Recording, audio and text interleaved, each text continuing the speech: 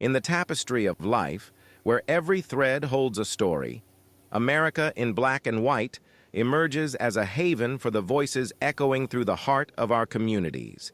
In this podcast, we wade through the rivers of our collective experiences, celebrating the vibrant hues of change brought forth by the whispers of hope and the roars of action. It's more than just a conversation. It's a journey into the heart of our society, illuminated by the light of those daring to dream and do. Join us, and let your voice be the melody that guides us toward a dawn where every color finds its place in the masterpiece of our shared destiny.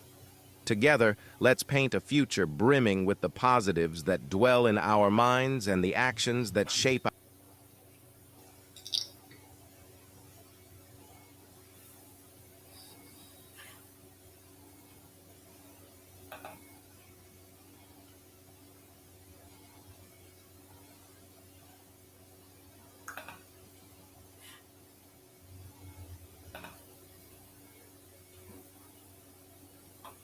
Good evening, ladies and gentlemen, and welcome to another episode of America in Black and White, where we discuss the issues of our communities and how we can best solve those issues. Tonight, we have a very special guest. We have Dr. Stephen Jones. Dr. Stephen Jones is an Associate Dean of Student Success in the College of Engineering at Villanova University. Dr. Jones is CEO of SAJ Publishing and Education Services. He's the author of 3 books titled 7 Secrets of How to Study, Parents' Ultimate Education Guide, and Ultimate Scholarship Guide. Dr. Jones specializes in college access, college readiness, and career coaching. Dr. Jones is an education advocate for K-12 college students and parents. Dr. Jones has hopes for our next generation, and he is committed to helping students to achieve their education and career goals. Ladies and gentlemen, I introduce you, Dr. Stephen Jones. Hello, Dr. Good Jones. evening. Yes, good evening. How are you? I am great. Thank you so very kindly, and we appreciate you for sharing some time with us today. It's exciting. I've really been looking forward to this since we met. I think that you're already having some wonderful conversations, and I'm happy to be a part of that.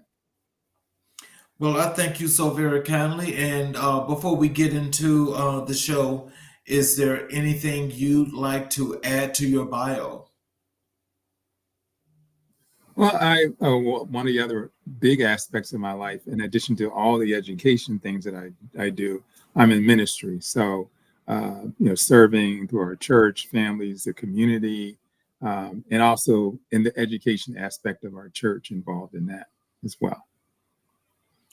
Well, I definitely appreciate that, and I'm sure that your community is enjoying all the things that you bring to it.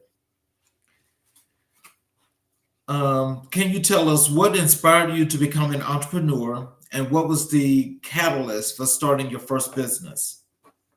That's a great question. So, I in the state of Pennsylvania, we have a program called Act 101. And Act 101 is for first generation low income students that want to go to college, but may not have the highest SAT, but have potential to be successful as students. And so, you know, I I served that student population for many years and decided that I need to do something even beyond what happens at the college level. What could I do in terms of serving the students and parents and community to help them to better prepare for college? Because I found so many students who are just brilliant students, but they're dropping out of high school, dropping out of college, and just not prepared for the challenges that they were going to face academically. So with this program, the program that I run is the Summer Bridge program. We have study skills as part of that. It's really important to teach students how to study, how to learn, how to manage their time, how to be organized as they go into the college environment. That book was about 400 pages on how to study. And I realized that a lot of students wouldn't, read that much information.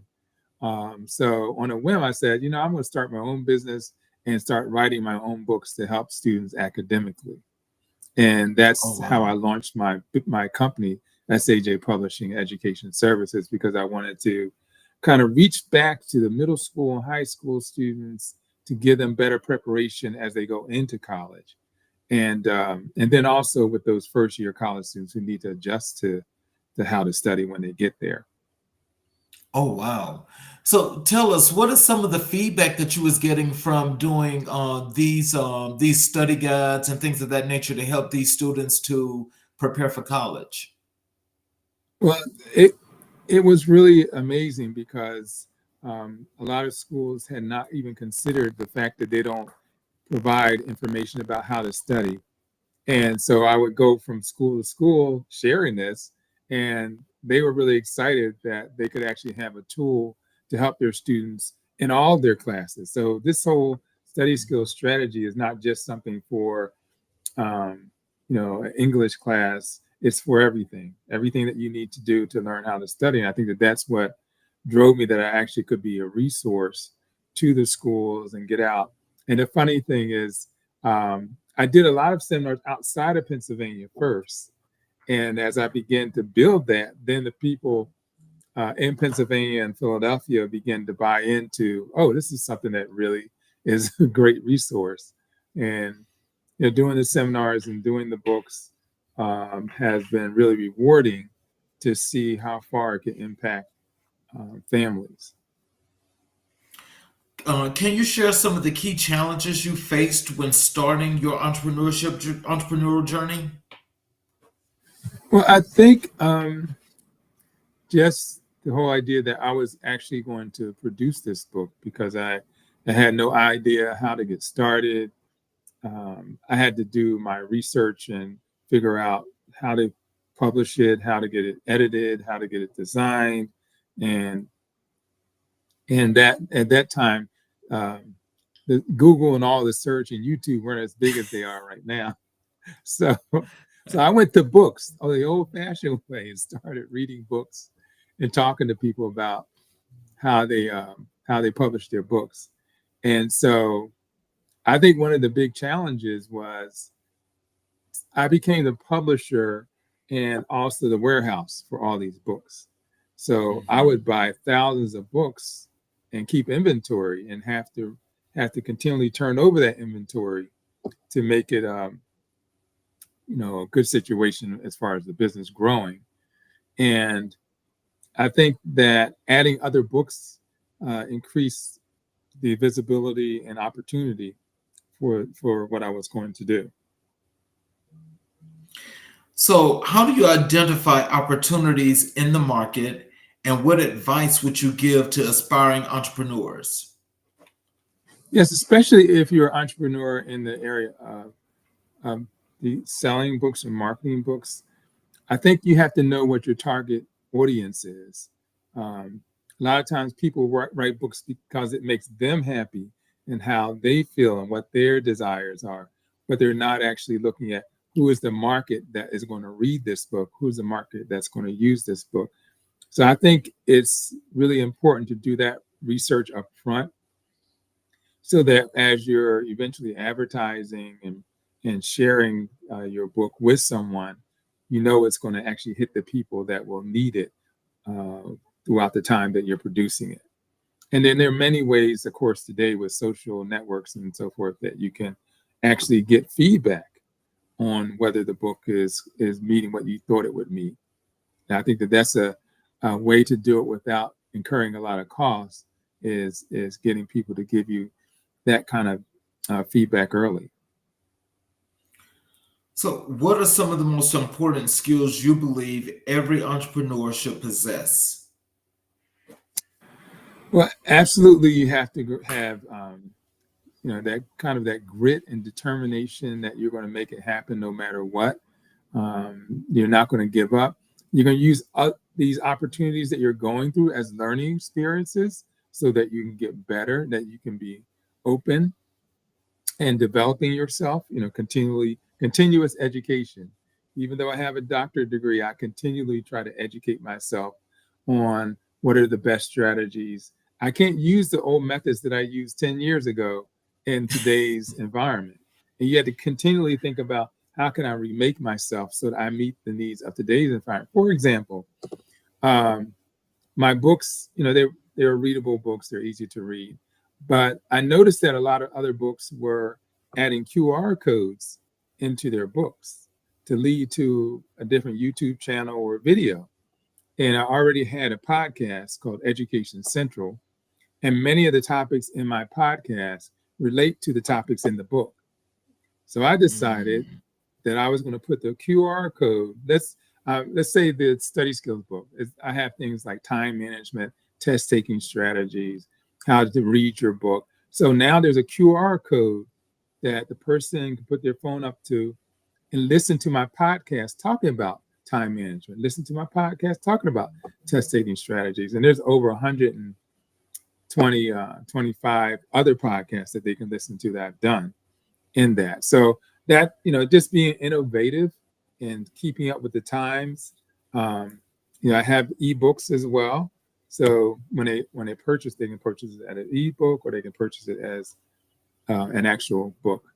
I'm still, I'm kind of biased. I'm still into the actual workbook, to have it in your hands, to write in it, to, get some pointers on things to do. And each chapter is really no more than 10 pages, so it's easy for the students to read. When I started on the journey of doing this, the other challenge, I think, was I had parents coming to the seminars about study habits and study strategies. And the parents started asking me if I would write a book for them. And so for me, it was like, I was amazed that I wrote the first book, and now you're asking me as parents to write a book for you. It's like, because it takes about a year to get one of these done, because I'm working full time as well. But in interest of making the parents happy and also knowing that I could benefit them, I started writing a book for the parents, and it's been able to reach a lot of the schools have their parent teachers associations, and just trying to give resources for their parents. And this gives them some practical tips on how to help their children earn the best grades. And I believe that education starts from birth. It doesn't start, when they get into middle school or high school. There are lots of things, especially in the early years, that parents should be doing with their children. So every chapter at the end of this book has a parent sharing how they help their child to do well in school. So it's not just my, I am a parent, but just getting other parents' views of what works. And actually, in the study skills book, I have college students share in every chapter how they earn A's in their classes. So they not only get my perspective, but they get the college students' perspective as well. Oh, I really like that. So what made you come up with the actual concept of putting the feedback of the parents in the book? Because I know that, things have kind of like advanced from yesteryear when it comes to education. And I know a lot of parents are trying to keep up. But when you wrote that book, how did you come up with the concept of actually wanting to get the feedback from the parents? Yeah, I think it came from the seminars, because not only was I doing them, like I said, jointly, but then I also started doing individual seminars for the parents. So that gave me some additional real live feedback on what they needed, what would help them best.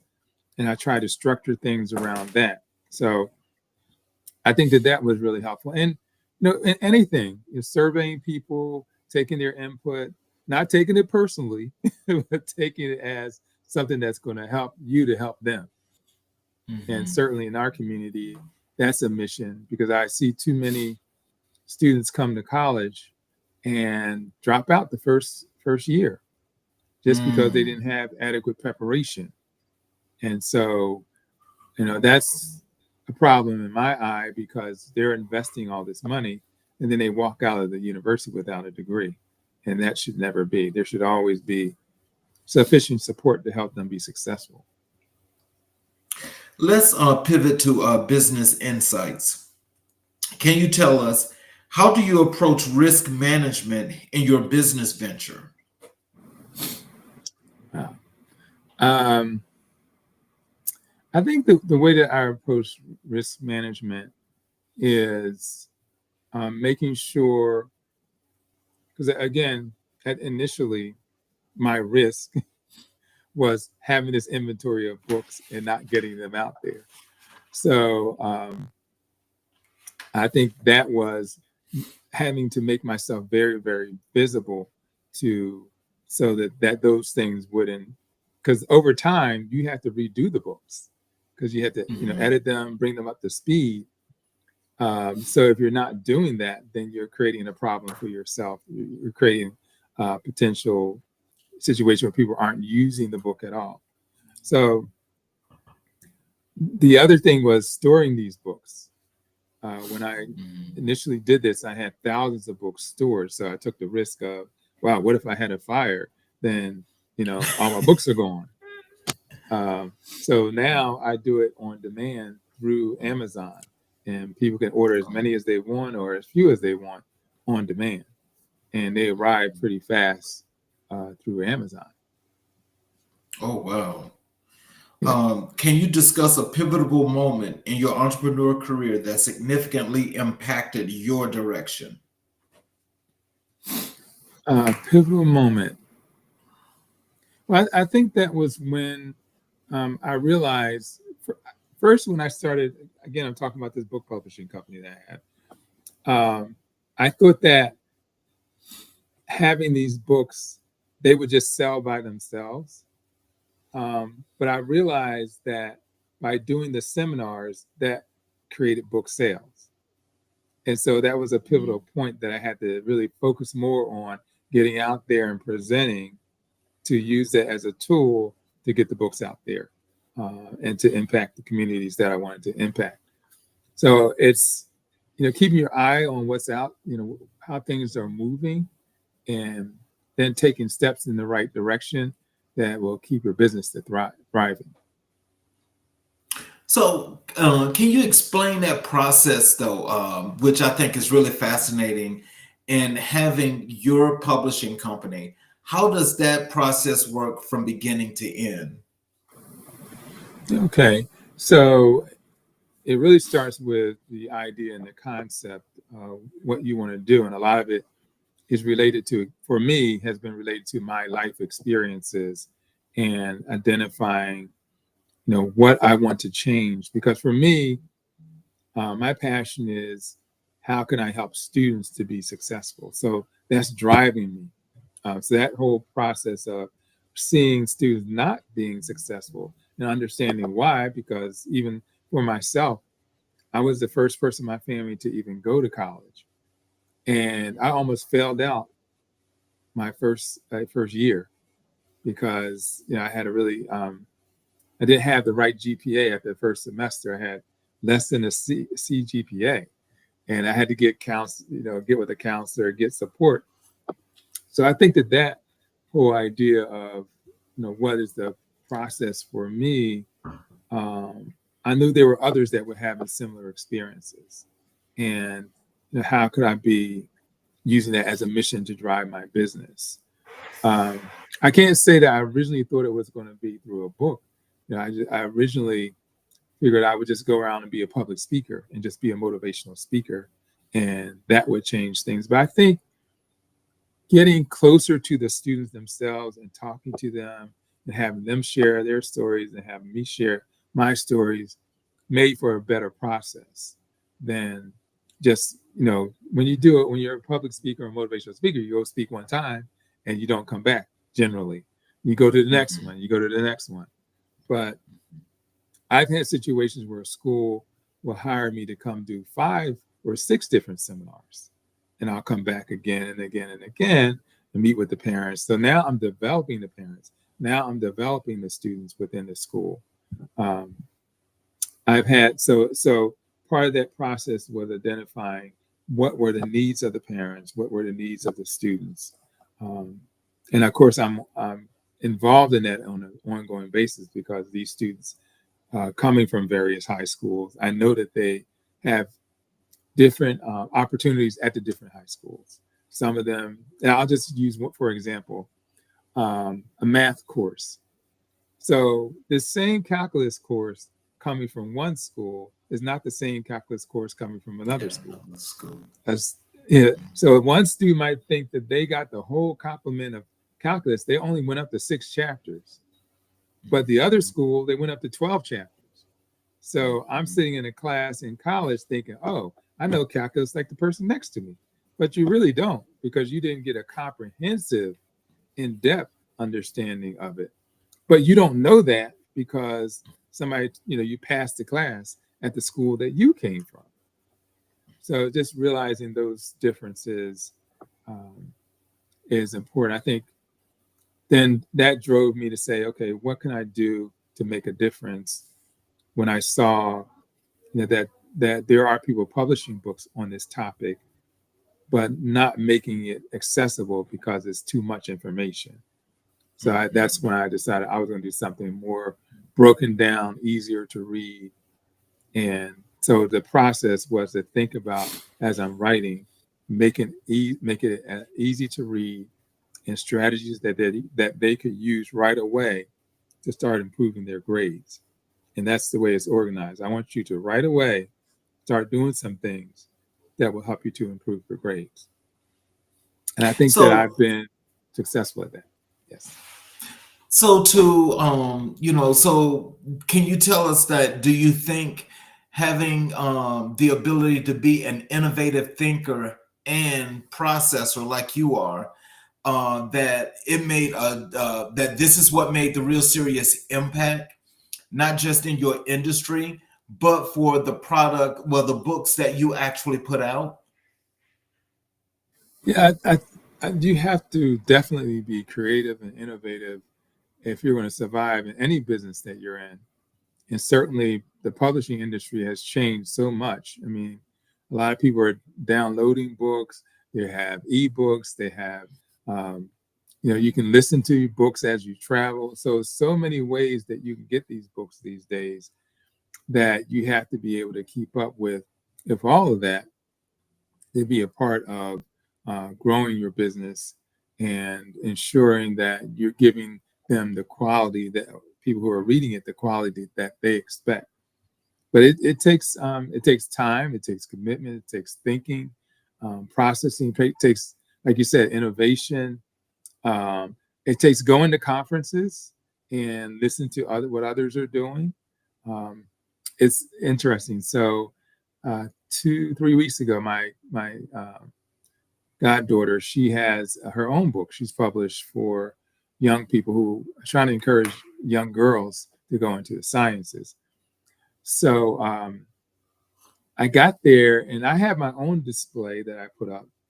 But when I saw her display, she had actually put QR codes on her display. And I was like, oh, I need to do that. And then I have postcards. They're about this big, and I have business cards. And I had just purchased all new postcards and all new business cards. So I decided I would take labels and put the QR code on the label and put it on my business card and put it on this bigger card. So you got to constantly think of what's the next. And she was so excited. I said, yeah, you inspired this. And then she also, I noticed that she had put the QR code on her LinkedIn page. So I took the QR code, put it on my LinkedIn page. So you can learn from anybody as long as you're open to see now, how people are as thinking. you say that, I never actually thought of doing that. And so now I think that's interesting where, like for my books, and especially on a social network like LinkedIn, which is, being business professional, that makes a whole lot of sense. That makes a whole lot of sense. Yeah. Actually, it's interesting because LinkedIn, your LinkedIn page actually has its own QR code. Oh, see, I got to delve deeper into that. Yeah, if you look in the upper right-hand corner, it's a little square. You click on that square, and it becomes a QR code. So it's interesting. So go ahead. I'm sorry. No, go ahead. Now I was just thinking about the other book that I wrote was a scholarship book. Mm-hmm. And you know the cost of college is kind of crazy these days. Mm-hmm. My own college, Villanova University, is $85,000 a year. So just to think of, so colleges can range anywhere between 35 and 85,000 a year. But there are billions of dollars of scholarships, and guess what?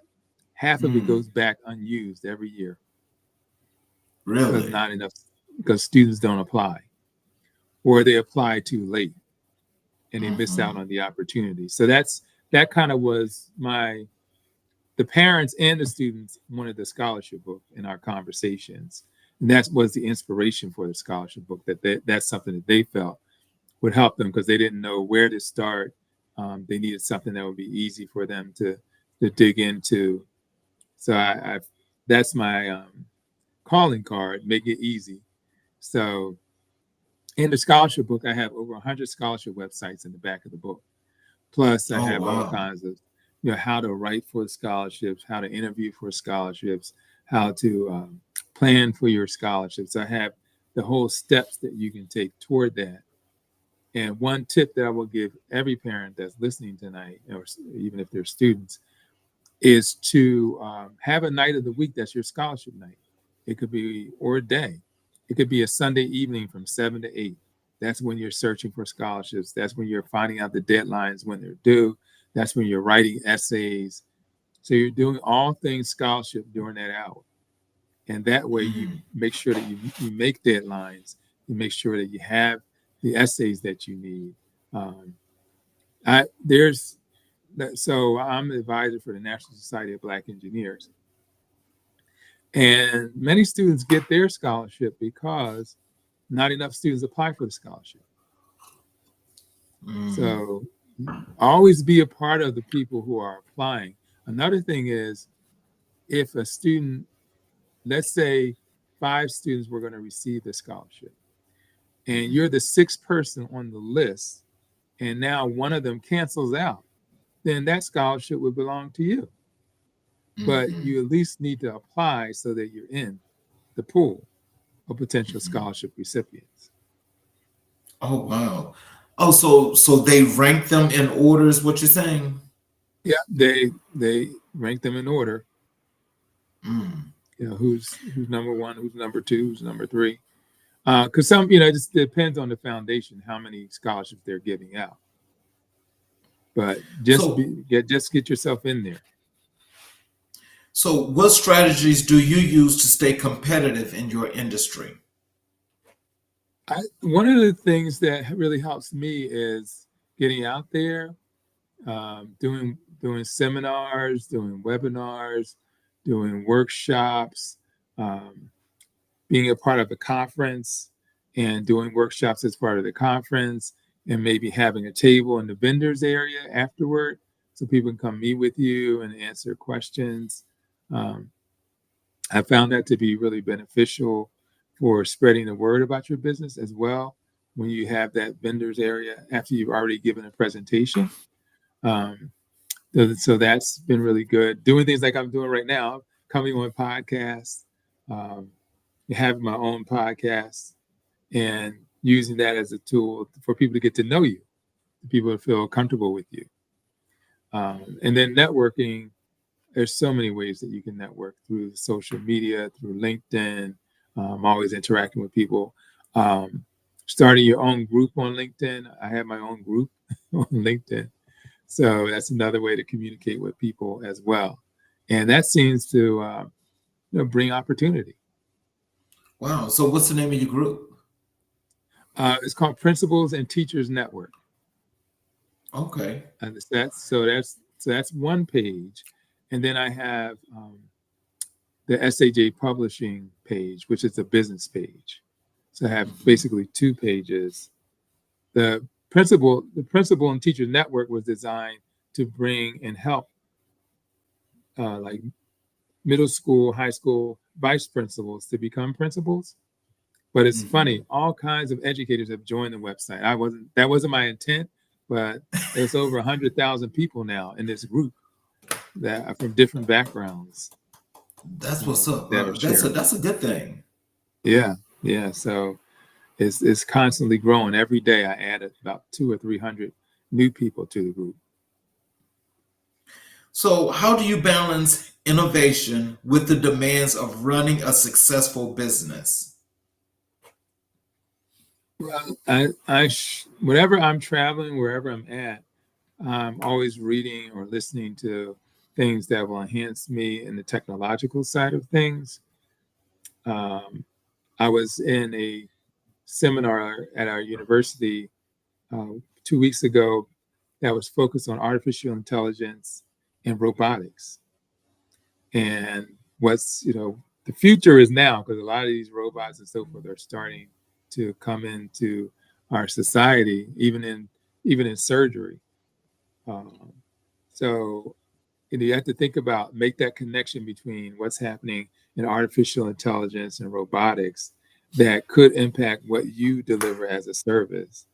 Um, and think of how you still have that unique selling proposition of who you are versus the technology, because the technology can come up with people that are avatars and not real people, and start conversations that way.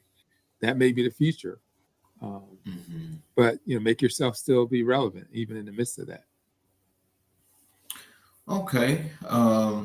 Let's pivot to life as an author. And again, it may sound redundant, but what motivated you to start writing, and how did you transition from entrepreneur to author? Well, I think as an educator, I'm continually doing the research on what happens to students. And when I saw that out of every 10 African American students that start college, I'm talking about males, I'll talk with the males first, only 4 or 5 of them will actually graduate on time. And for the women, out of 10 students, only 6 of them would graduate on time, if they graduate. And I just thought that was devastating, that we're sending all these young people to college and that they're not achieving their dream. Because they go with big dreams, they go with big ideas, and they see themselves as the top of their class. Yet they're still struggling. And I mean, for me, I'm constantly educating them about why and what they can do to do better. I'll give you another example of that. So a lot of students come the first year and they may need help from a tutor, but their pride says, don't go get help because you've already always been the top of your class. And that's a sign of weakness, that you really weren't ready to be in college. And I had to let them know that the students who are getting A's and B's, they're going to tutoring. And they're always amazed when I tell them that. I'm like, yeah, they aren't as smart as you think they are. They're smart enough to know that they need help, though, and they get that help. So these resources are available to you. Take advantage of them. Your advisor is available to you. Take advantage of that. So I think a lot of it is also knowing that they don't know. When I met with the class, the first year class this year, I've been at Villanova close to 20 years. So I asked them, how old were you when I got here? Remember, I was over 20 years old. They were like, oh, we weren't even born. I said, that's what I want you to get. So I've been here 20 years. I know all kinds of things about this university that can help you to be successful. And that's what I want you to do. And, I went on to tell them about what are those things that they need to do as well. I will say this. When I actually first went to college, I'm going to say, I think I had some pretty good instructors, but my instructors were not as in depth as you explain the college experience. They weren't as in depth as what you're doing. And also, I only had, I think, when I was in undergrad, I think I may have had two, maybe three professors that looked like me. Mm-hmm. And so, again, I think that you're making such a difference and such an impact, especially with those students that look like you, because there's a reason, that, when you put out this kind of information and you give them these opportunities, it's got to be impactful in their lives and make them feel that much better about why they're there at college. Yeah, it could. College is so interesting. College can be. You can be around thousands of people and still feel lonely Yes, exactly. because you haven't found your group or make your connection. And so Hmm. that's another thing I tell the students: find your group. You know, there are most of the colleges have group. They have these fairs with all the organizations that they have on campus. Try a Hmm. few groups and find your group that you're going to stick with. You don't have to join every group, but there's some research that says a student that joins at least one group graduates at a much higher rate than a student that doesn't participate in any group while they're in college. So it's I important to believe take that. that step. Yeah, it's important to take that step. Um, and I've got in engineering, it's they have different societies like the Mechanical Engineering Society, Electrical Engineering Society, National Society of Black Engineers. So we have all these different societies, but you also have clubs. And Hmm. I also tell students if there's something that we're not doing, start your own club. And that's another way to draw friends and connections to you is by starting Hmm. your own club. And some students do actually do that as a way to get connected. And I think that's so important. It Can can, go ahead. Go ahead. Now, I was just going to say that, especially if you're in a PWI, predominantly white institution, you can feel more lonely. But there are a lot of groups that you'll have to reach out to connect with. Mm.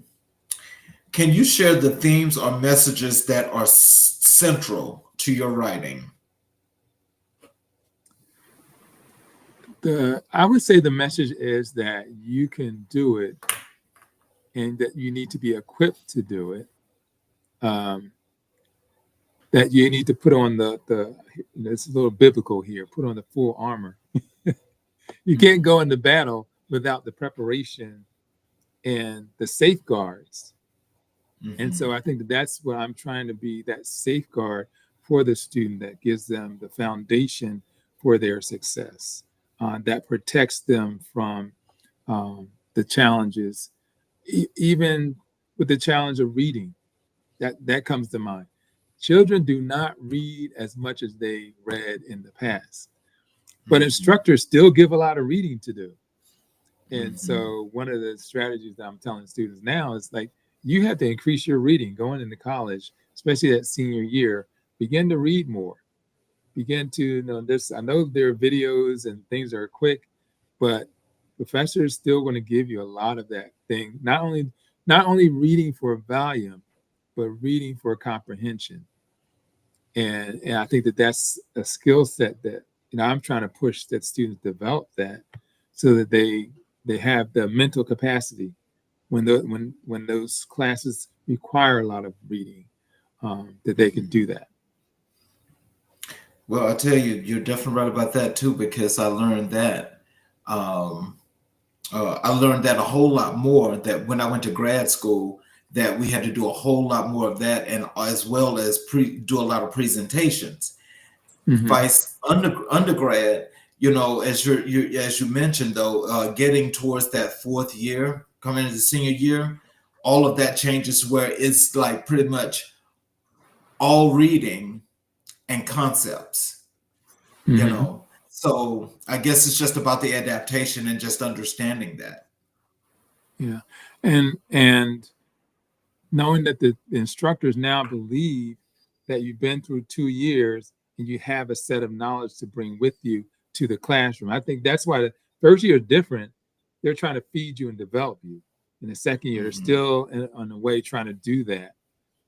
in our College of Engineering, the third year is one of the most challenging years for the students. They get those higher level classes, but we're building the mental muscle in the first and second year for them to be able to adapt to the third year. And so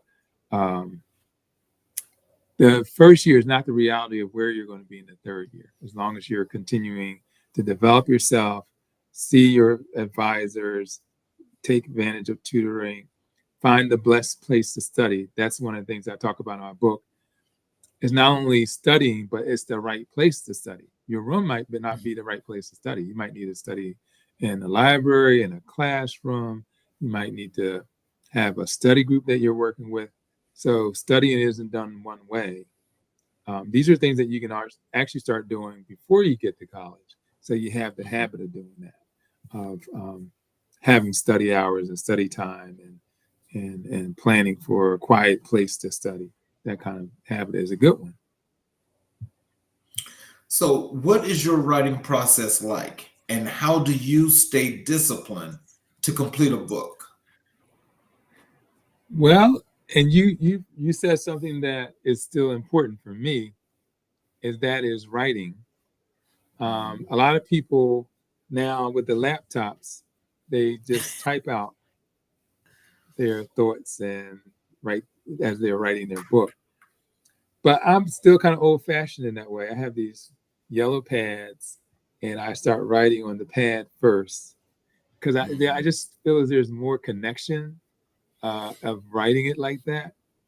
And so I start writing in notepads. So wherever I'm going, if I'm on an airplane, if I'm in a hotel somewhere, I'm writing. And then in that writing, I start typing on the computer. And for me, I'm always starting off with what is my theme of my book and the table of contents. And the table of contents will tell me what I'm going to write about. I do tell, this may sound unconventional, but I do tell students writing a book, you don't have to start with the first chapter. If you know what your chapters are, and there's one chapter that you think will be motivating for you, start with that chapter. And that's going to keep you moving forward with the book. So I set aside time in the evening. Sometimes I would come home and I would take a nap and then get up and write until 11 or 12 o'clock at night and go to bed. Weekends, as I said, traveling, I would write, and then you had to set aside time to type these things back in to meet the needs. And one thing that was good that I was self-publishing, so I wasn't on a deadline. When you're actually publishing for a publisher, they're going to give you a deadline by which this book is due. So I could operate not under that pressure as part of the process for me. And then I have a designer, I have a person that puts the book together and helps me with the cover. And I turn it, once I finish the writing part of it, I have it organized. I have it typed in, then he takes over and redesigns it and makes it, look reasonable for a person to read, and makes the cover for the book. And then we're done. They're ready to go and send it off to be produced. So now, again, back in the day, when I first started writing these books, I would actually produce the book and then we send it off and we'd order 2,000 books. And I put the 2,000 books in my garage and I would sell these books. But the new process is, once the book is done, put it into Amazon and use that as a way to get the book sold. So I do store some books here, but not thousands. I store enough for different occasions where I'm going out to share the books with others, and that has been wonderful. So, what feedback or impact have you received from readers that has resonated with you the most? Well, I just, not to brag, but I've sold 40,000 books. So I've gotten a lot of wonderful compliments on how easy it is to use the book. And I really wasn't originally targeting adult learners, Mhm. but I got some really positive things back from adult learners who were going back to school after having been out 10, 15 years, who haven't studied in such a long time, that they have benefited from the book to just think about what kind of study habits they were going to use and how they were going to manage their time and how they were going to prepare for tests. So I think that that's been great, as well as, getting it out there. So let's transition to the real meat and potatoes, your Uh-oh. educator's perspective. How did you experience as an entrepreneur influence your approach to education? Wow. How did my experience? Um, okay. So one of the things I have to tell this now, I had to go back to when I was a teenager, because um, I worked in community centers and I worked in my community as a young person, trying to inspire other young people to get their education and pursue, their different career opportunities. Even as like a 15, 14-year-old, I saw the need for young people to be educated. So I took leadership of organizations and things. Um, and then I went off to college. And because I have been engaged in all these community centers, I wanted to have my own community center. Mm. And I wanted to be able to go back to those communities and help them with educating young people, um, inspire them to do the sciences and math as opportunity and career opportunity. And when I got to college, this Act 101 program that I talked about earlier was for low income first generation college students. I served those students as a peer counselor Mhm. and never thought of the fact, well, two things. One, my advisor told me to go to grad school. I didn't even know what grad school was. So, and she said, "You're going to graduate school, right?" And I was like, "What is graduate school?" So she explained it to me. And I did go to graduate school at Howard University, the best Black HBCU in the country. Mm. Um, Mhm. so I went there. And then when I started applying to jobs, I got an offer to come work at a university Oh, with low wow. income, first generation, largely minority students. And I was like, Mhm. and God is so good. I didn't think of a community center on a college campus. I thought of a community center in the college. I mean, outside of the Mhm. college. But there was a need to have the same kind of center in the college. So I started off as assistant director of this program, where there were about 150 students that we monitor their academic progress and counsel them and tutor them to get through the curriculum. And then I became the director at Drexel University. And Oh, so we wow. had over 200 engineering and science students there that I worked with. And now it's kind of funny because some of their children are coming to my university and coming to my programs. So, Mhm. over the years, people have families and they grow and they come. But just, going back, setting the foundation for that was early in my life. And I'm so thankful that I found my mission in life early in life. But some people, they're chasing whatever their life's mission is for a good while before they come down with what that's going to be. But I think I was pretty clear on what I needed to do.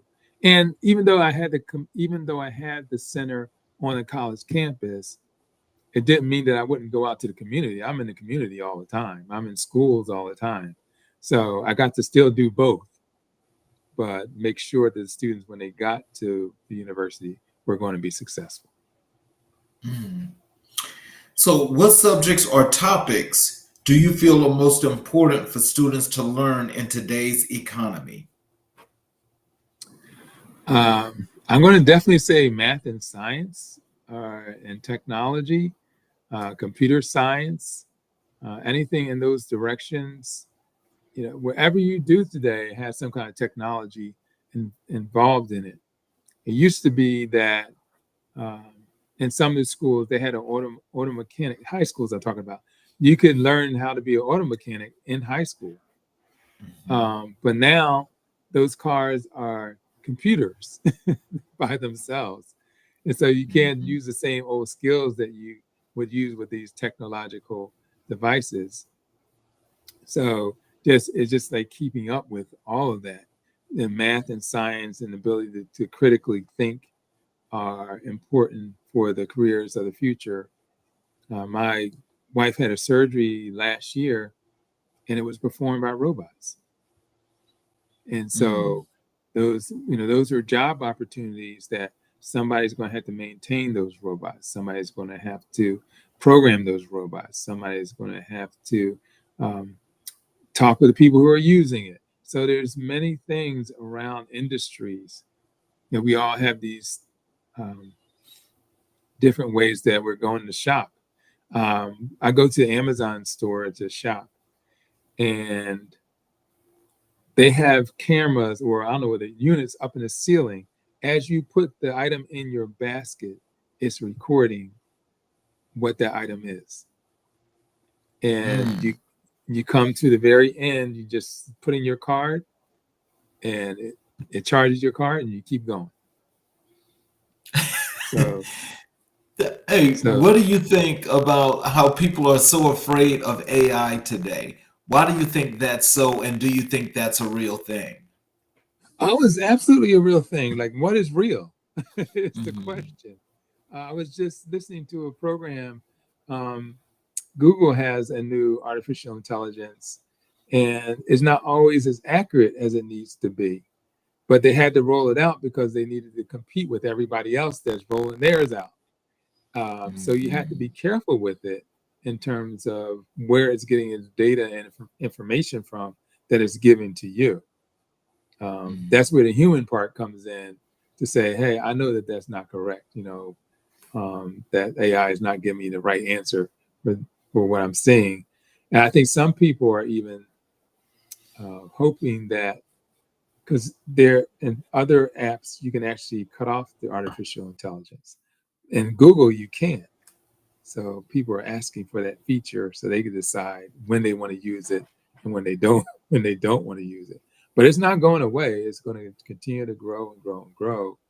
Um, we as humans have to manage it and keep things Mhm. secure because people are where there's good present, there's always evil seeking to twist it in some crazy way. So, how do you engage students and help them connect academic concepts to real world applications? Well, they, again, I love the fact that I'm in the College of Engineering.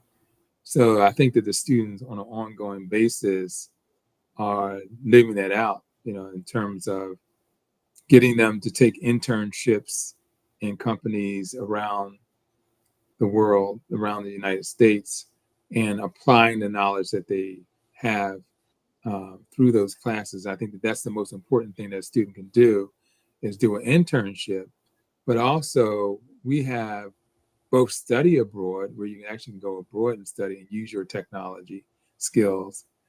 And we have trips that our university students will go to, let's say, South America and help implement a solar system that will help their computers and laptops to run. So they actually go out into the world and use their technology skills and apply it so that when they come back to the classroom, they can really have good conversations with our faculty because they've actually been there, they've actually done it. And I would encourage students to definitely, have an open mind about where, technology, keep reading and learning in that area. It's going to help you be more marketable in your job. And, you bring up another point, job interviews.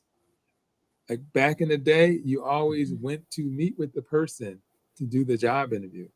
Now today, the first interview is online. Um, and Mhm. now, not only are you interviewing, a student told me that they actually get tested online to see how quickly they can respond to various situations before they can even get into the interview. They want to see how they think and how they respond. So technology is even driving job interviews and internships. And for a company that saves them money in that they can bring the best of the best, when they finally want to pay for you to fly and meet with them, they they've chosen what they believe is the best of the best using technology. Mm. What innovative teaching methods have you found to be the most effective in your classroom? I still believe in hands-on activities and team activities to get students working together. And always in many jobs, we aren't just doing the work by ourselves. We're working with other people to produce a product or to produce a service. So I think that if I'm giving a workshop, I should make it creative. I should make it engaging. I have them write things. I have them do post-it notes. I have them use their cell phone. So I'm constantly keeping them moving and thinking what's the next thing that they have to do.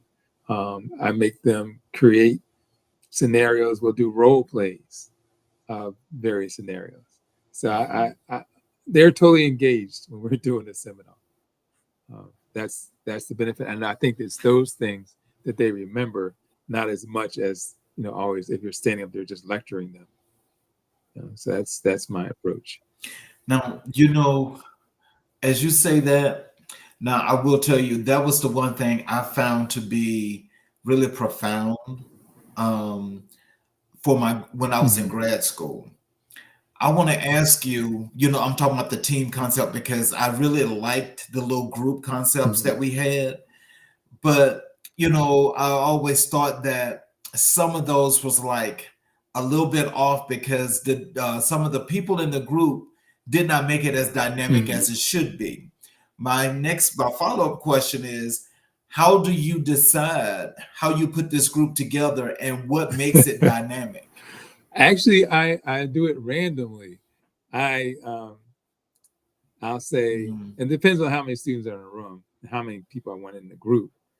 So I'll say count to seven, and they'll count to seven. Then the next group counts to seven. Next, all the ones over here, all the twos over here, all the threes over here, all the fours. So it's just a blend of all different. And very rarely do I get five people that are quiet people. It just creates more of a Oh, blending wow. because people that are already connected are sitting next to each other, but I want them to meet other people in the Mhm. group, and in doing that, they Mhm. find commonality. They find, that's another thing I'll say. Everybody in your group share what city you're from, share one thing that you're interested in, and that gives them a point of conversation to find those things that are in common in the group. And the funny part is they'll be in the same room. They've been meeting for weeks, and they haven't reached beyond the three people who sit next to them.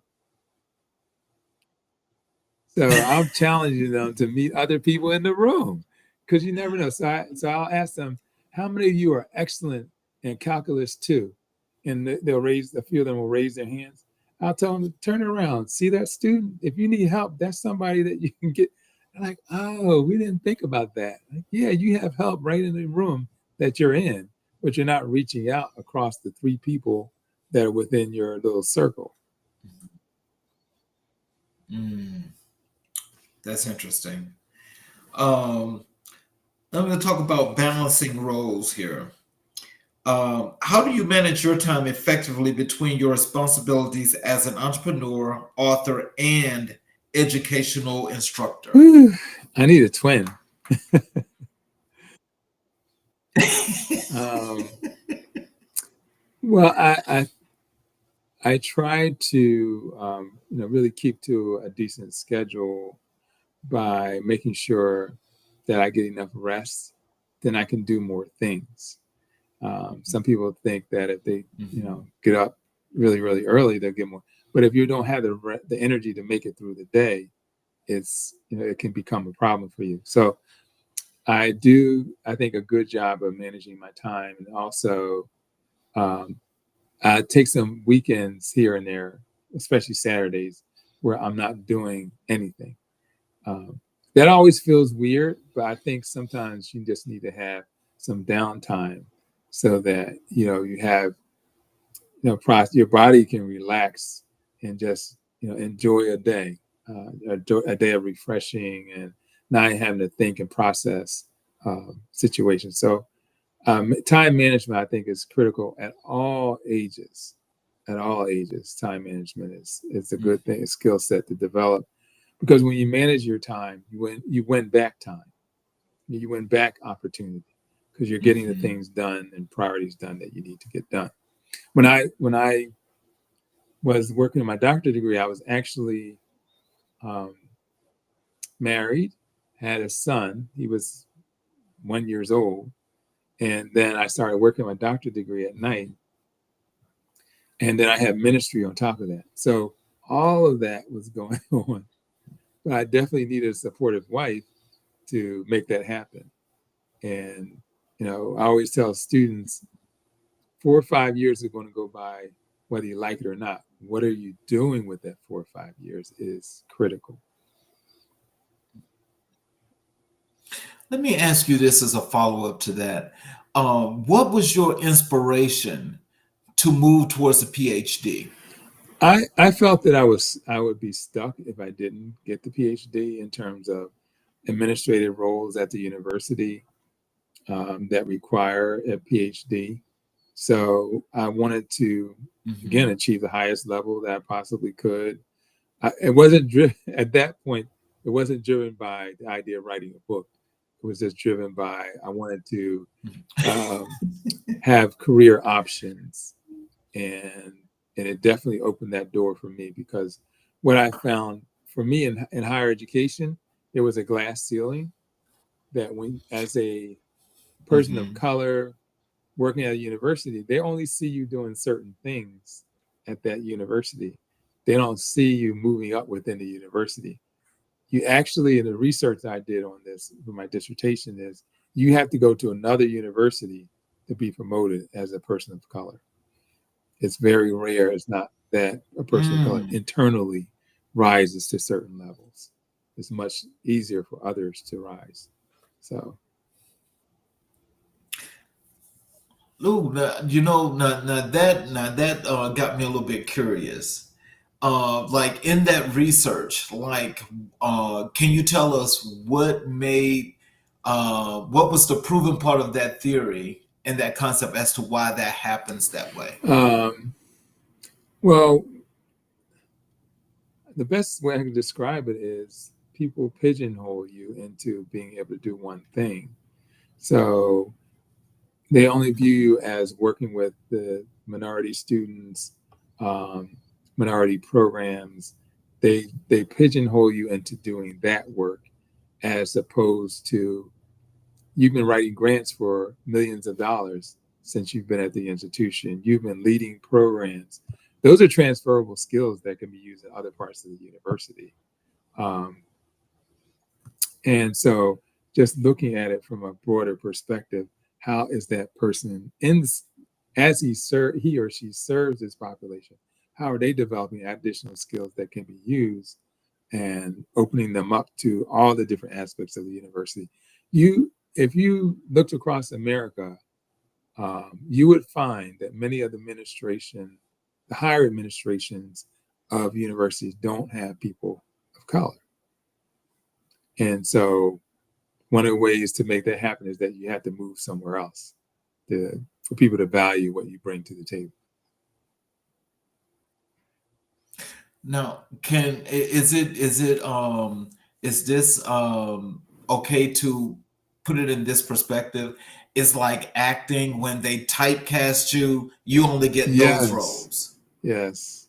Uh, like Denzel Washington, he only gets certain roles. Yeah, Um, Many of those big yes. time actors, they only get certain roles per set, and even though they could do a number of different roles. But also what happens is those number of roles are limited. So it's easier for them to get that person to do that role. It's easier, you know, even though there may be 20 young people waiting for the opportunity, they're going to use the same person because it's convenient and easy for them to do.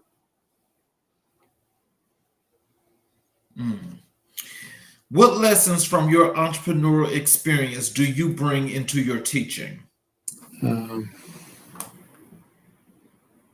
Now I think we go back to be innovative in your teaching, innovative in your method, being a great listener to where your class is at and what their needs might be, what they bring to the table in the conversation.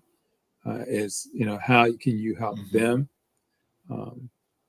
Not teaching for my own glory, but teaching for them to get it. Because that's sometimes professors are so knowledgeable about their subject that they can't convey it to the students. And I think I would rather that a student gets it than to prove that I'm more knowledgeable than them. I am more knowledgeable. I have had more years, but I still can't, you know, I still can learn something from them, the students themselves. I could pick up something from them. They've had experiences too. And so I never try to look down on the students as not being knowledgeable. They're growing. I look at them as they're growing, they're developing, and I'm to inspire them as learners. You know, this a lead in, so I'm not sure if you've answered this or not, because what I want to ask you now is, what is your interaction with your students? Oh, so okay, that goes to my role at the university. So I'm an associate dean of student success, and I make sure that the students have their needs met both in the classroom and outside of the classroom. So when a student comes to me, they might be in need of counseling, they might be in need of tutoring, they might be in need of just having a conversation about their career, or you know, an internship or job there. So I'm trying to do and meet the needs of the students beyond what they would get inside the classroom. I monitor their academic progress, you know, how they're doing on midterms. And I treat them as if they were one of my children sitting in front of me. How would I want my child to be treated? How would I want them to be served? How would I want them to benefit from this conversation? And I think that the students would tell you that that's my approach. And I tell them, you know, I'm available to you day, weekend. Students call me different hours because I want them to know that someone cares about them while they're here. They're not just here by themselves, that I'm here to be a role model, a parent, or even now these days, a grandparent to some of the students, to help them to get through this, because engineering is not an easy curriculum. It's very, very difficult, very challenging, very demanding. I know that. No, it can't be. And so only 5% of all engineers in the country that graduate are African-American engineers. I will tell you this, Dr. Jones. I think all engineers are like special people. And when I say like special people, because I think, you know, it goes beyond reproach as to just how wide and vast that mind is. Because, you know, there's always creativity, there's always innovation, and there's always so many things that they can see that the average individual does not see. And so I just go back to me as being on the accounting business science side, you know, can be detailed in this way, but as an engineer on this side, it's like it's this much wider, you know. And so I respect that, you know, and I know that that's not my lane.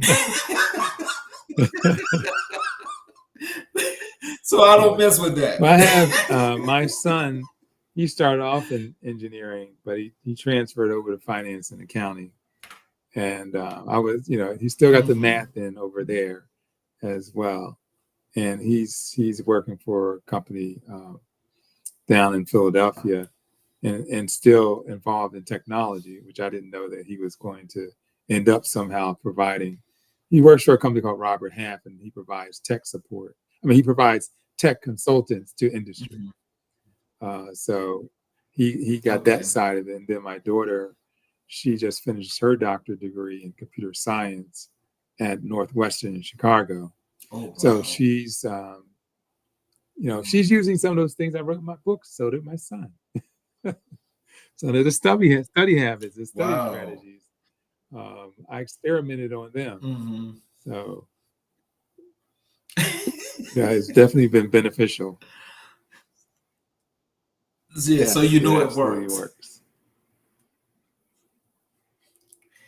In what ways has writing influenced your teaching style or educational philosophy? I mean, when you're writing, there's a lot of experiences that you have that you can bring into your writing. And I think that when you're telling a story or when you're writing and presenting, it gives people insight into you and who you are and what your experiences are. I could be anywhere in the country, for example, and I could say to somebody, I'm from West Philadelphia, and they'll say West Philadelphia born and raised, because they remember Will Smith's show. And so you make connections, and things. And I'm constantly engaged in thinking about, what I can do to keep moving forward. Constantly thinking about what are my goals, what are my dreams, what I want to achieve. And I think that drives me individually. So, how do you encourage your students to think like entrepreneurs? Well, one of the ways that I have to talk about my university. So we have an entrepreneurship minor. Some schools actually have an entrepreneurship major. So for those who are listening out there, parents and students, it's definitely something to consider. You can use it in so many different creative ways in industry.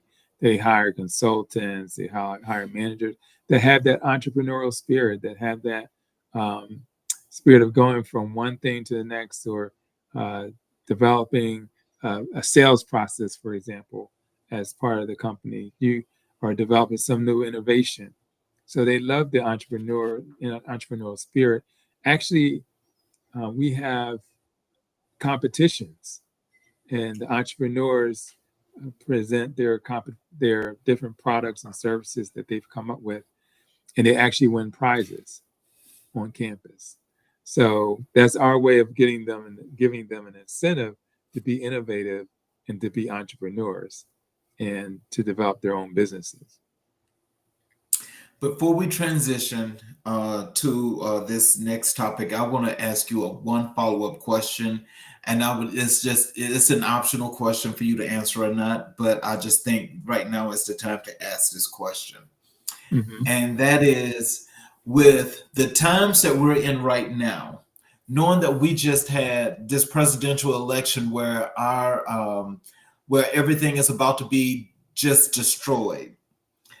For what's about to happen under the Department of Education, where it's about to be dismantled, are you very, very happy for what you've taught your students up to this point, as this change starts to go through a system that's probably no longer going to have the same structure that it had once before?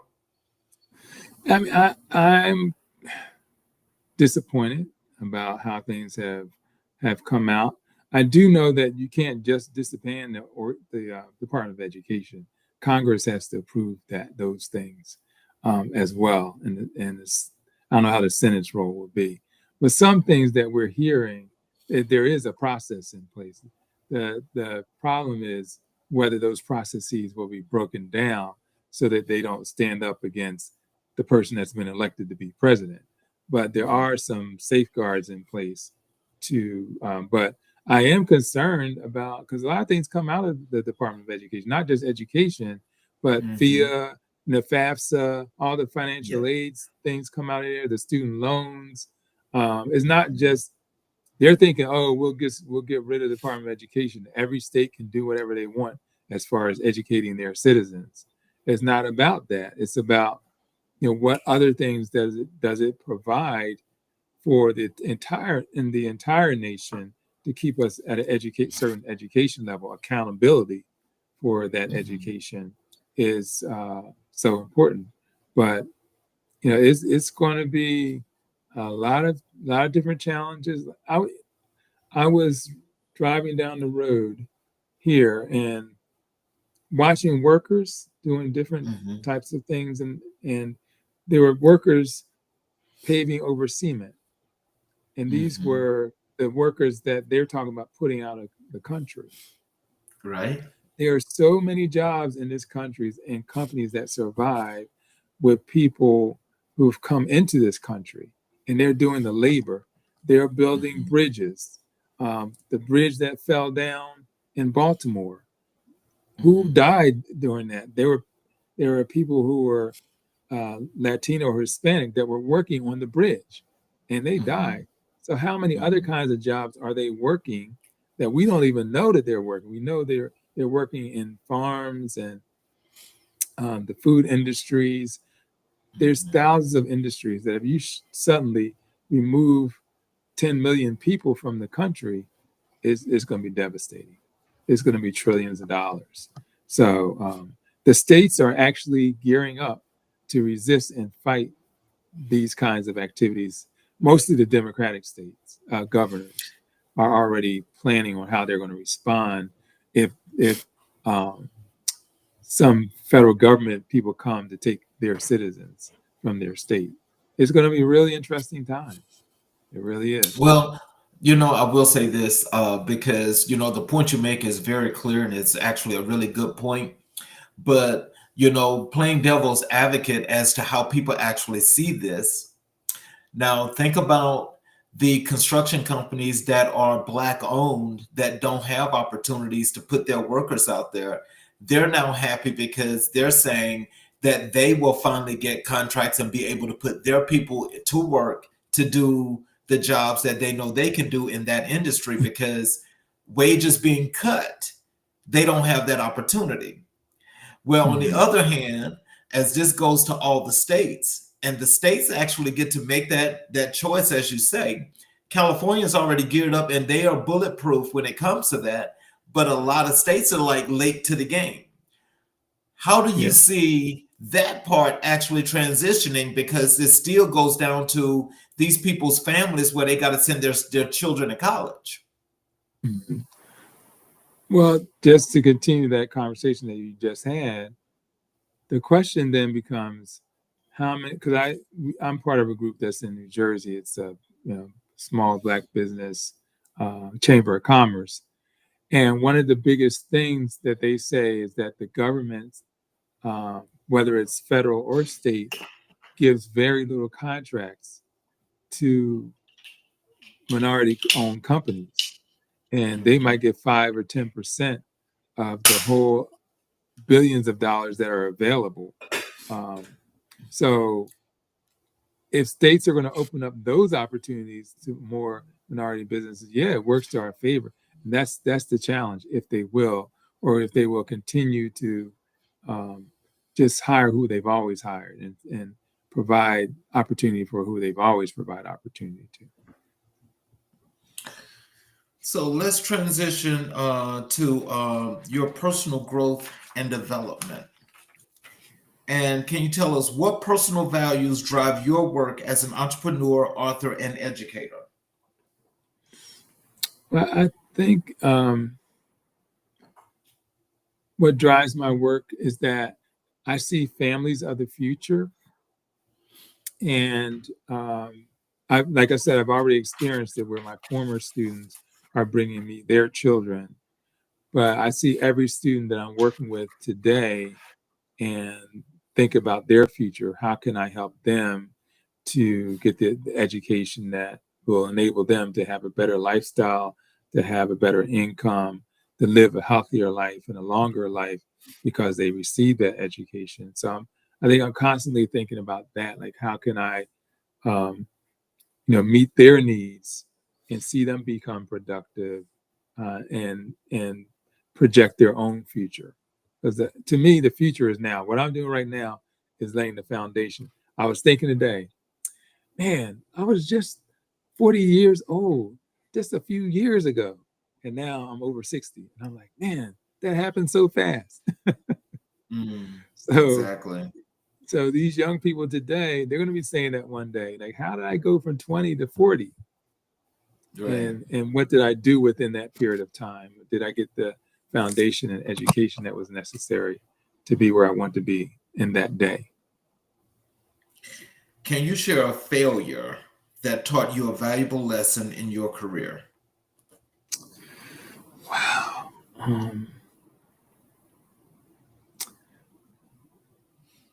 Well, in my career, so a failure in my career. I think I stayed at my job, one of my jobs, too long.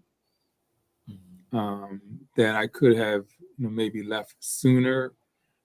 That would have enhanced some opportunity, and tied into that is I believe that had I known the value of a doctorate degree, I should have continued to from my master's to my doctorate when I was at Howard.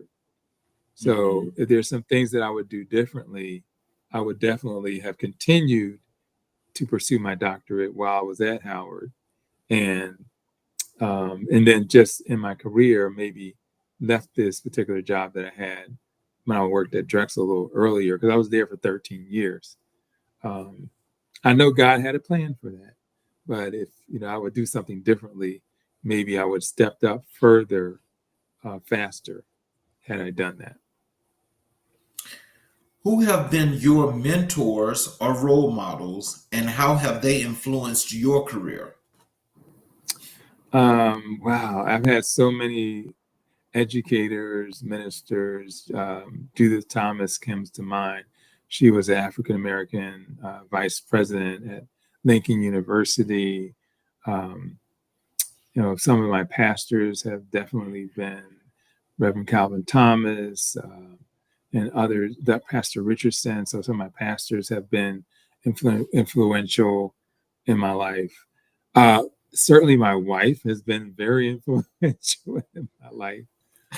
She has been 100% supportive of everything I do, and making sure that I'm, blessed at all times. She has been a tremendous asset and full of wisdom. That I would tell anybody out there, you're marrying somebody, you want somebody that's full of wisdom and patience, and kindness. Um, I had some of my coaches, I played football. So some of my coaches, Coach Sadek, and some of the coaches have been, great people that have taught me some leadership skills. Because it's, for me, when I played Little League, high school, I was always captain of the team. Um, so I was developing those skills through leading the players on the team. And um, one of the things that taking a little turn here, going back to students again, realize that when you come into college, everybody's the former best person at their high school, Mm-hmm. and so you're and competing at that level when you get to college. And I realized that when I got on the football team in college, everybody was the former captain of their team, Mm-hmm. so they were the best of the best for that opportunity. And so, in the midst of that, you always want to be the best of who you can be and develop yourself as leaders, um, and think about the future of others. As you're working, you're going to impact somebody's life, moving along the pathway. What are some books or resources that have significantly impacted your personal and professional growth? Okay. Now, of course, the Bible has been my foundation. So, Mhm. um, and what, there is I think a lot of the books by Maxwell Mm-hmm. have been very inspirational for me. Um, there are a number of good resources that I think about that I have always used or that are important to me. Um, when I'm actually reading, I'm thinking about, what was the author thinking about? What was their goal with this? And how can I enhance myself from what I'm reading?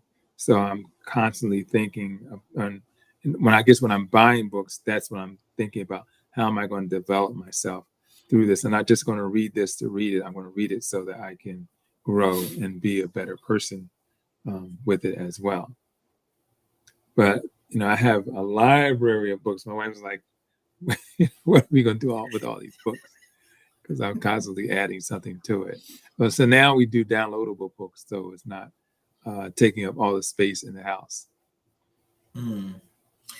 Well, just like yourself, I need to have the actual book. I mean, my books come in ebooks and audio books, audibles, whatever you want to call it. But I don't prefer those. I'd rather have a book in my hand because when I have it in my hand, I'm just loving that because I can go and get it anytime. Don't care how many times I read it.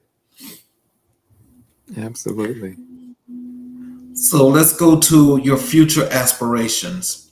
What are your current goals as an entrepreneur, and what projects are you excited about?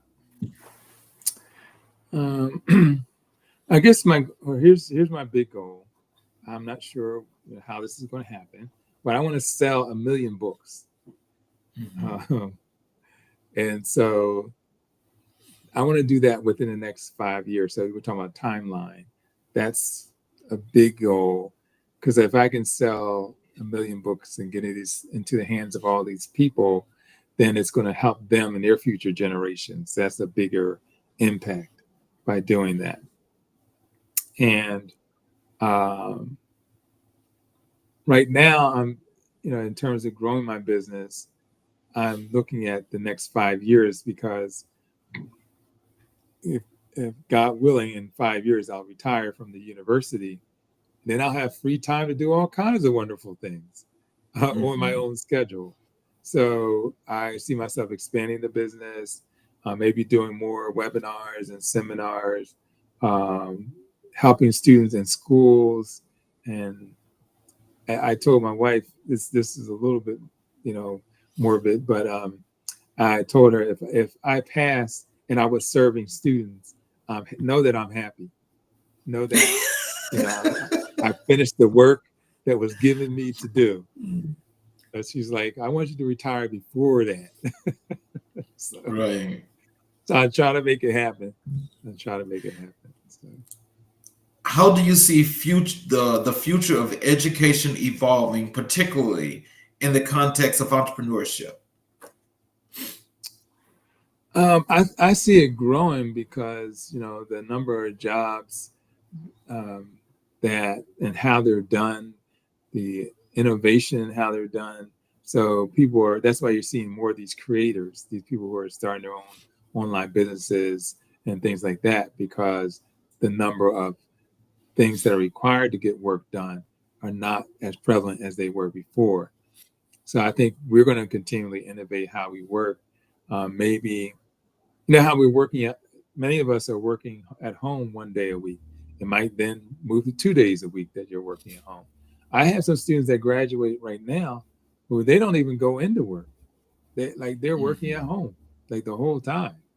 Um, and for people, so I'm near New York, where Mhm. people who would normally have to get on a train or drive for an hour and a half and to get to work in New York and then work and then drive an hour and a half home, doing it online is such a big relief to be able to do that. So I think more people will take advantage of that type of opportunity, that it'll be leveraged with companies because they're looking for employees and they'll have to have this option for them. Since I just became a grandfather, Mhm. um, it can take Congratulations. up, thank you, it can take up to $3,000 a month for childcare. Mm-hmm. So, that's a big chunk of a family's income for one child to be cared for. So working at home makes for a better situation for a lot of families. So, what topics do you plan to explore in your future writing projects? Um, well, I actually have a couple other books. One's called um, The Seven Secrets of How to Study the Bible. And I have another one that's called The 10 Keys to a Successful Marriage. Mm-hmm. So those do exist. But I'm working on a book that is a motivational book, um, Mm-hmm.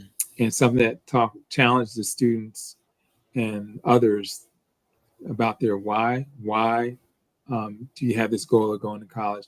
Why do you have this goal of starting a business? Why? So I think when people can answer their why, it will drive them to better accomplish the things that they want to accomplish. Eh, when you're aiming at, if you aim at nothing, you'll hit nothing. But if you aim at a Mm-hmm. target and you have a plan, then you'll be able to achieve something. So I want to Mm-hmm. know your why, what's driving you, how you're going to do it, what are the steps you're going to take. And then I have another book that is kind of just a motivational journal and getting people to get up in the morning and have something that will motivate them, give them an opportunity to write something as a keepsake that they can possibly leave with a family, a daughter or a son, things that they were writing, things that they were thinking that were motivational. So that's something that I'm planning on doing by next year. So, how do you believe technology will shape the future of entrepreneurship and education? Well, I think it will make things easier and faster. I think it will help companies to pinpoint their marketing better to get to the audiences that they want to get their product to. So I think that will be um, the good aspect of it. And I think it'll also cause the entrepreneurs to be more creative than typical because they can join through artificial intelligence and reality, join projects together that Mm-hmm. may be more innovative and more creative. I was on a podcast, and in the podcast, we were all avatars. Oh, wow. And yeah, we were talking to each other and moving around in the room.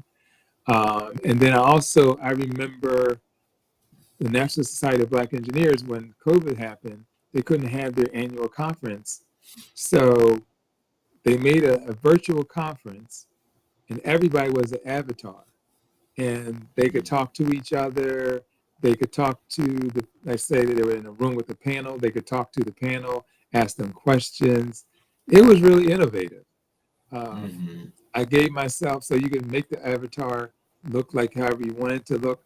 So I gave myself hair again in the avatar.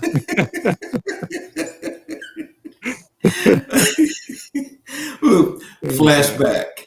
yeah, flashback. You can put on a new, put on a suit and so forth. It was a lot of fun. I thought it was very innovative, and I think that those are the kinds of things that we'll continue to see. Just you have to keep our minds active and open to possibility. What advice would you give to someone looking to pursue a career as an entrepreneur and author? I would say absolutely do it. There's never too much information that people can't benefit from something that something that you share. Again, I have to go back to know why you're creating the book, what's your purpose, what's your audience, because you don't want to be sitting there just with stacks of books and nobody is interested in what you're providing. So you want to make sure that you're targeting a certain group, that you've asked them questions, and that you have a broader reach than just the people you know. You have to have a much broader reach to get it out there and to get it moving when you have a book. Be willing to go on these different shows and podcasts and radio programs. I forgot about radio. Radio still exists. So I've been on Mhm. radio programs as well, sharing. And that's where I've gotten, a number of orders of my books by doing that. So, is there a message or philosophy you would like to share with aspiring educators and entrepreneurs? I would like to share, basically get started, because when I ask people what they want to achieve, I, I ask them, are you in the procrastinators club? And like 90% of the people raise their hands because they want to do it, but they just keep putting it off, putting it off. The next thing you know, it's a whole year. The next thing you know, it's a whole 3 years. So you have to position yourself where you're no longer putting it off. And here's my strategy for writing a book: write 1 page a day. Mm. Write 1 page a day. And in a matter of a year, you're going to have 200 to 300 pages. Most books aren't all that big, but just imagine if you just did 1 page a day, you will have made progress that you didn't achieve before. Um, sometimes, sometimes my wife, when we were talking about cleaning our house, she wants to clean the whole house, but there's not enough time. So I said, we'll just start with one room. Start with one room, then go to the next room. So sometimes you need to make it chewable bites Mhm. first. Mhm. And what I found is I start writing 1 page, and then I start writing 2 pages a day, and then I start writing 5 pages. So it just motivates you and then maybe I got busy this week, so I just write 1 page a day, but I'm still making progress toward my Right. goal. So, in closing, what are some messages that you'd like to leave our audience, including, your contact information, your websites, the things you're doing? What would you like to leave in closing? I would like to leave in closing that goals are made to be achieved, and the more that you press toward those goals on a daily basis, the more likely that you will achieve. um, Plan it out. Those who fail to plan are planning to fail. So Mm. plan out what you want to do, and I always say use the weekend to develop that plan. What's your next step for this week? What's your next step for the next week? What's your next step for the month? And see how well it's. Don't get discouraged. Just keep at it. Just keep firmly committed to it. And I know that you can achieve it. You can do great things. And we need you to do great things because society needs innovators, creators, and entrepreneurs. Um, as far as my books, you can go to www.drjonesbooks.com. And all three of the books are there if you want to purchase them.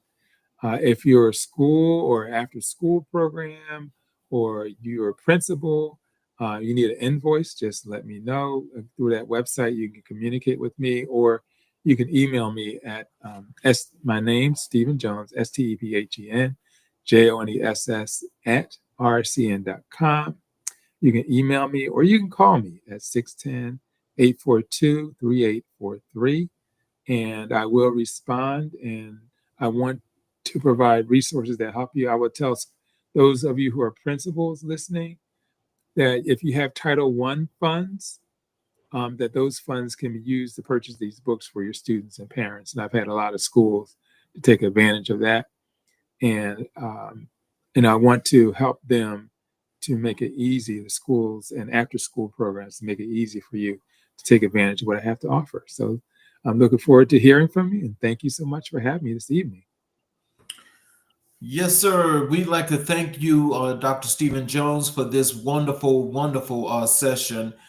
This was a great show, and this is one that definitely is one that people need to get the opportunity to see. Where we most likely we need to put this back on again. I'd like to thank those of you that are out there watching on the YouTube channel. If you Mhm. are watching on that channel, please hit the subscriptions button as well as the notifications button so that every time we have a show, you will be notified where you can watch the show live or you can go back and watch it when you feel like it.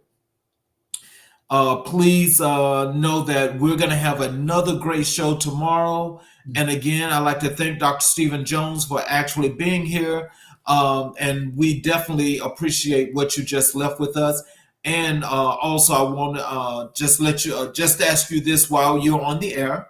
I hope that we can have you come back because we definitely, this definitely was a great informative show that people that are looking for inspiration can get some nuggets from what you just dropped to us, shall I say.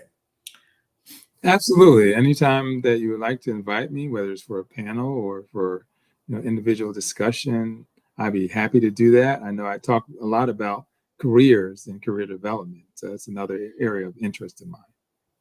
Yes, sir. And thank you all again. See us again tomorrow night, and you all have a great evening. All right, take care. Yes, sir.